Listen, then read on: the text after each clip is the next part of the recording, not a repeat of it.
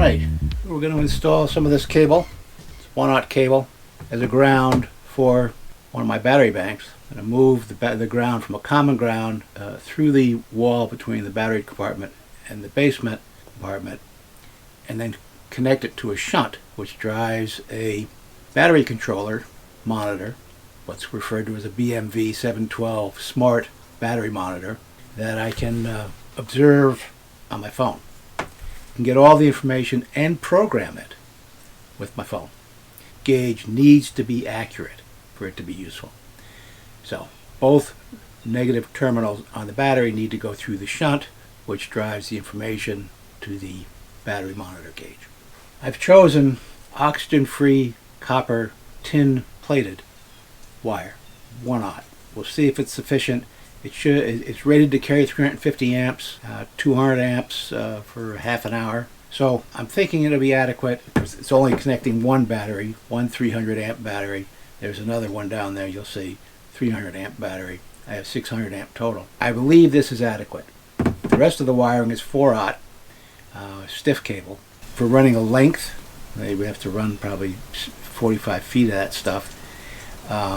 So for length, you'd need a heavier duty cable. But for a short segment, I'm thinking that 1/0 would be enough. If not, I'll have a 4/0 piece made up. I have found that these wire cutters are adequate for taking off the shielding, but not for cutting the cable. I found out a very rude awakening that this cable is tough. Here's this cable. It's new, and I'd like to cut it to get a fresh, clean end.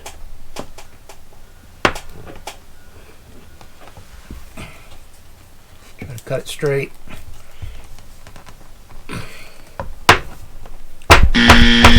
This cable is tough, so I had to find an alternate means to cut lengths. But in an effort to speed things along, it was a laborious process making this cable. The hydraulic crimper I used was this, and picture here.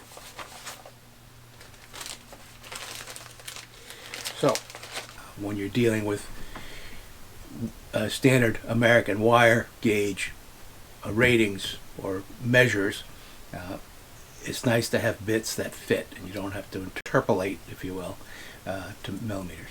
So again, these are good for installation. You'll really need to get at least a 3-foot or 4-foot cutter to get through this kind of wire. But again, oxygen-free copper, tin-plated strands. It's not the outside is not tin-plated. Each strand is tin-plated and then made into a wire. Nice stuff. And through the magic of videoing, we've got it made. Nice heat shrink with glue.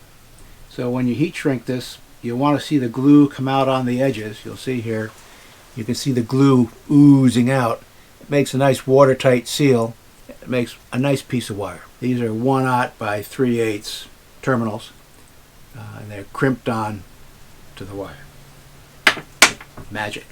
So I had to cut 1.25 inch hole from the outside battery bay through the basement wall and put in a Moroso connector.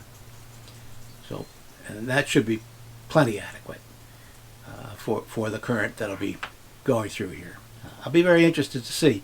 I'll measure this. When I find that I'm pulling a heavy load, I'll be running an air conditioner and any number of things off the battery. I'll go down with my heat gun, see if this is warm.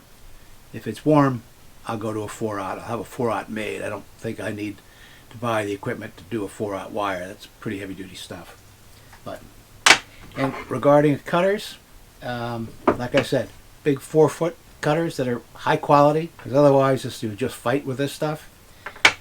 I happen to use a different method that I probably won't say because I won't recommend it, but it was adequate, and got it made. So, and it actually looks pretty nice. Use a DeWalt heat gun, this one, and to shrink wrap. Okay, so here we'll show you what it looks like now. and some of the steps to get there. Here we are with the hole drilled, 1.25 inches. And so here we take the Moroso connector and just put it in the 1.25 inch hole, and it makes a nice weather-tight seal. Install the lock ring,